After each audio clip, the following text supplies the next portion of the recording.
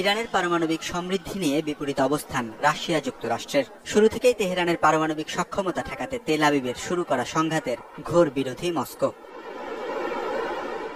ইরানের সাথে ২০ বছরের কৌশলগত চুক্তি আছে রাশিয়ার, যেখানে অন্তর্ভুক্ত আছে ৩টি পারমাণবিক স্থাপনার কাজ। যে কারণে ইরান ইসরায়েল সংঘাতে নিজ স্বার্থেই তেল আবিবের বিরুদ্ধে অবস্থান ভ্লাদিমির পুতিনের। ২০০৫ সালে ইরানের বুশেহর পারমাণবিক স্থাপনার নির্মাণ কাজ শুরু করে, যা চালু হয় ২০১১ সালে।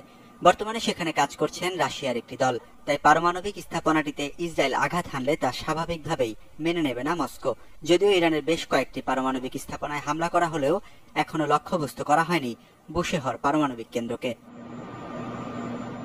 আন্তর্জাতিক গণমাধ্যমগুলো বলছে ইরানে প্রবেশ করছে রহস্যময় চীনা বিমান। বলা হয় শুক্রবার হামলার একদিন পরই রহস্যজনক কার্গো বিমান চীন থেকে ইরানের উদ্দেশ্যে যাত্রা করে। এরপর একে একে আরো দুটি 747 বোয়িং বিমান পাঠায় বেইজিং।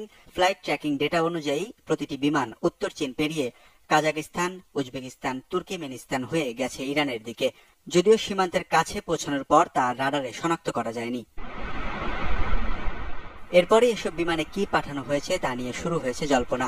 এভিয়েশন বিশ্লেষকরা বলছেন সামরিক সরঞ্জাম পাঠাতে ব্যবহার হয় এসব বিমান। এদিকে নতুন করে ইরানে ইসরায়েলি হামলার বিরোধিতায় সরব উত্তর কোরিয়া। তেল আবিবের কার্যকলাপকে ক্ষমার অযোগ্য, মানবতা বিরোধী অপরাধ বলছে দেশটি। ইসরায়েলের সন্ত্রাসী কার্যক্রম মধ্যপ্রাচ্যকে সর্বাত্মক যুদ্ধের দ্বার প্রান্তে নিয়ে যাচ্ছে বলে জানায় পিয়ংইয়ং।